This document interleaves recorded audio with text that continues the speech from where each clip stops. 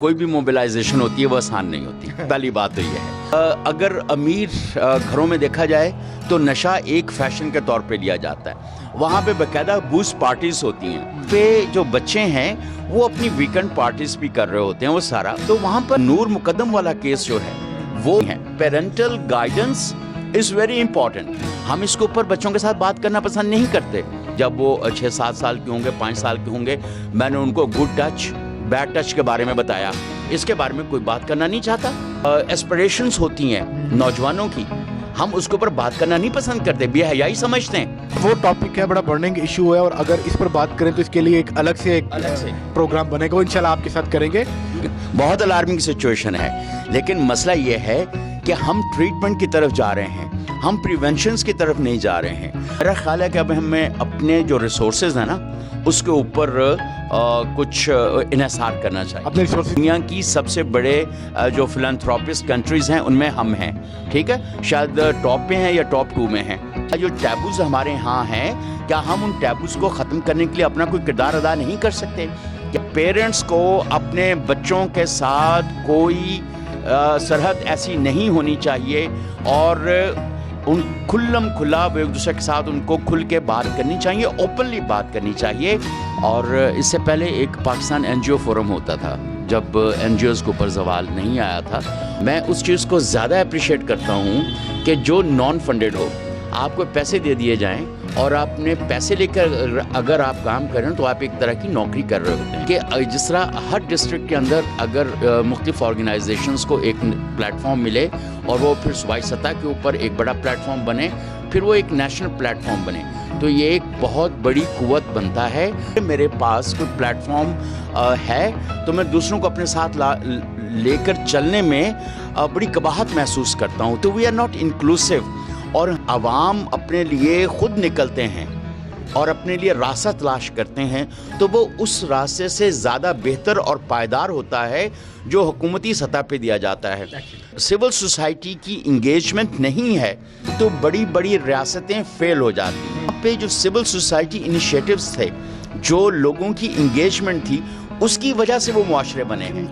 میں ہوں محمد عفان علی, آپ دیکھ رہے ہیں سوشل پاکستان گلوبل. میں اس وقت اسلام آباد میں موجود ہوں اور میری پاکستان کی بڑی مشہور پرسنالٹی منیر احمد صاحب موجود ہیں. سر کیا حال ہے آپ؟ میں بالکل ٹھیک ہوں, آپ سنائیں خیریت سے ہیں؟ بالکل ٹھیک ٹھاک. اچھا سر, پہلے تو یہ بتائیں کچھ اپنی پروفیشنل جو آپ کی مصروفیت ہے وہ بتائیں, وہ کیا کر رہے ہیں آپ؟ اچھا, 2-3 چیزیں ہیں. ایک تو جیو پولیٹیکل اینالسٹ, اور جو روس میں کیا ہو رہا ہے اور یوکرین میں اور کیا, تو ان ایشوز کے اوپر کام کرتا ہوں انٹرنیشنل چینلز کے ساتھ. دوسرا ڈیولپمنٹ کمیونیکیشنز نیٹ ورک ہے. Development communications network basically social development جو ہے اس کے بارے میں ہم لوگ کام کرتے ہیں. کچھ اسٹریٹجیز بناتے ہیں کہ ڈفرینٹ اسٹیک ہولڈرس کو کیسے انگیج کیا جائے اور کس طرح سے کون سی ایسی اسٹریٹجیز اختیار کی جائیں کہ وہ اپنی جو معاشرتی تعمیر ہے اس کے اندر حصہ لے سکیں. Thank you. اچھا سر, اس وقت 7 نیشنل کانفرنس چل رہی ہے منشیات کے حوالے سے. سول سوسائٹی نیٹ ورک کو آپ کس نظر سے دیکھتے ہیں اور اس کا ان فردر فیوچر کیا ہے؟ دیکھیں, سول سوسائٹی نیٹ ورک جو ہے یہ ایک بہت اچھا آئیڈیا ہے. اور اس سے پہلے ایک پاکستان این جی او فورم ہوتا تھا جب این جی اوز کے اوپر زوال نہیں آیا تھا, اور ڈیولپمنٹ سیکٹر میں نان گورنمنٹل سیکٹر کی اپنی ایک افادیت تھی.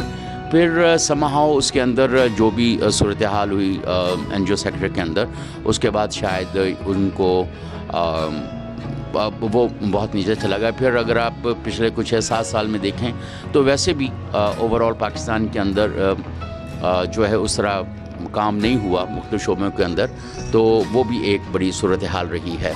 اور 10 سال پہلے سول سوسائٹی نیٹ ورک ایک نان فنڈڈ انیشیٹو, میں اس چیز کو زیادہ اپریشیٹ کرتا ہوں کہ جو نان فنڈڈ ہو, آپ کو پیسے دے دیے جائیں اور آپ نے پیسے لے کر اگر آپ کام کریں تو آپ ایک طرح کی نوکری کر رہے ہوتے ہیں. ایک بات. اچھا, سول سوسائٹی نیٹ ورک کا فیوچر کیا دیکھ رہے ہیں؟ فیوچر یہ ہے کہ جس طرح ہر ڈسٹرکٹ کے اندر اگر مختلف آرگنائزیشنز کو ایک پلیٹ فارم ملے اور وہ پھر صوبائی سطح کے اوپر ایک بڑا پلیٹ فارم بنے, پھر وہ ایک نیشنل پلیٹ فارم بنے, تو یہ ایک بہت بڑی قوت بنتا ہے جو معاشرتی تبدیلی کے لیے اور معاشرے کے اندر جو فلاح اور بہبود اور لوگوں کے لیے جو کام کیا جا سکتا ہے اس کو بہت بہتر طریقے سے سر انجام دینے میں بہت بڑا رول ادا کر سکتا ہے. منیر صاحب، اس طرح کے جو نیٹ ورکس بنتے ہیں، ڈیولپ ہوتے ہیں، ڈیزائن ہوتے ہیں اوور آل، تو ان کو سامنے رکھتے ہوئے ایکسپیکٹیشنس کیا ہیں آپ کی نظر میں، اور خدشات کیا ہیں؟ آپ کیا سوچتے ہیں؟ دیکھیں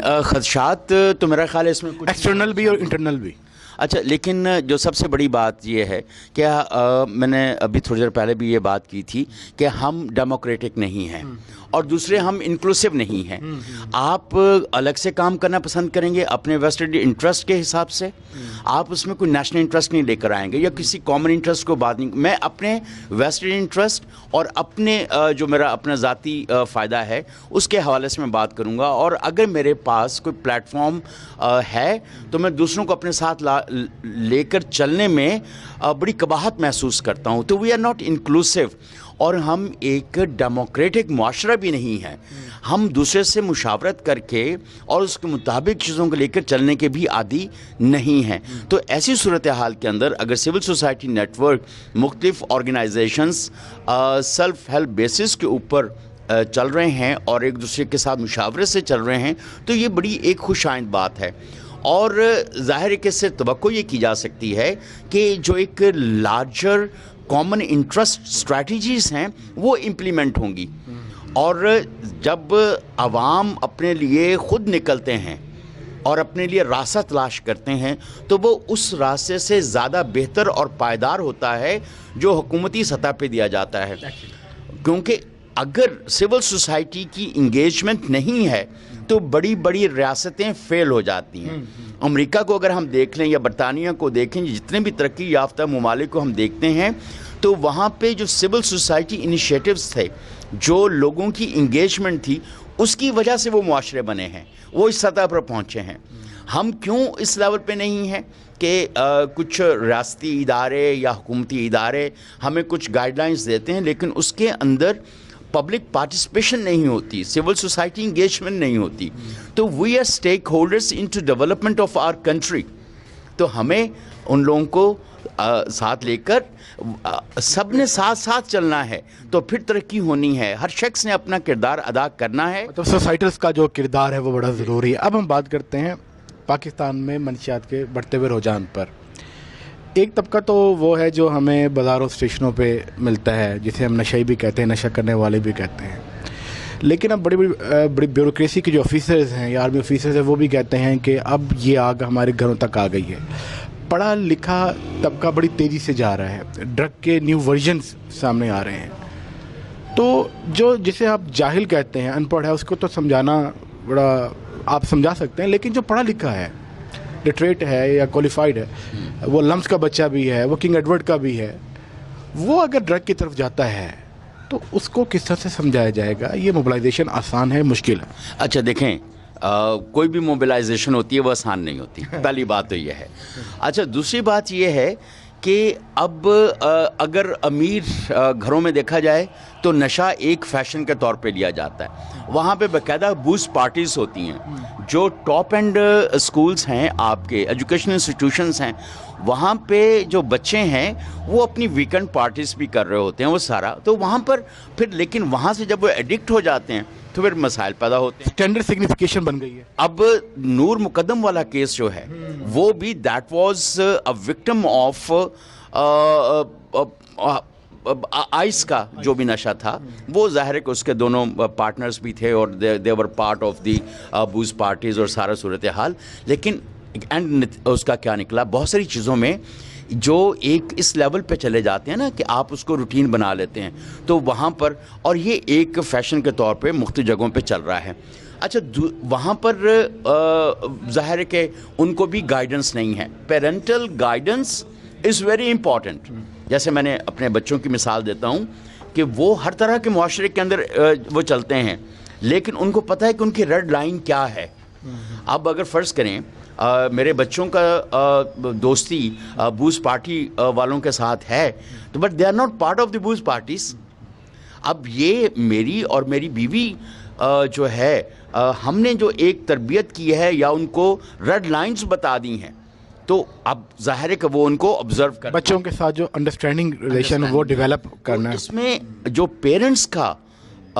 پیرنٹس کی گائیڈنس ہے وہ بہت ضروری ہے. آپ سمجھتے ہیں جنریشن گیپ بھی بڑی وجہ ہے؟ جنریشن گیپ بہت بڑی وجہ ہے.